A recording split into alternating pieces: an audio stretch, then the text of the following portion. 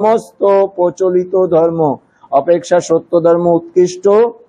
সত্য ধর্ম যে পৃথিবীর সমস্ত প্রচলিত ধর্ম অপেক্ষা সত্য, তার মানে প্রচলিত যা ধর্ম আছে সব মিথ্যা। এই কথাটা এখানে কি সুন্দর সুচারু রূপে এবং সুন্দরভাবে বলল। কিভাবে বলল? সত্য ধর্ম যে পৃথিবীর সমস্ত প্রচলিত ধর্ম অপেক্ষা সত্য, তার মানে প্রচলিত যা ধর্ম আছে সব মিথ্যা। ও উৎকৃষ্টতম, তা প্রথম অবস্থায় বর্ণিত হইবে। এক ক্ষণে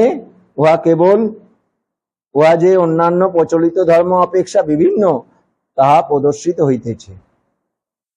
তাহলে পৃথিবীতে যতগুলো ধর্ম আছে সবই হচ্ছে মিথ্যায় পরিপূর্ণ রয়েছে, তার ভেতর দিয়ে সত্য ধর্ম উদ্ঘাটিত হয়েছে, আবিষ্কার হয়েছে।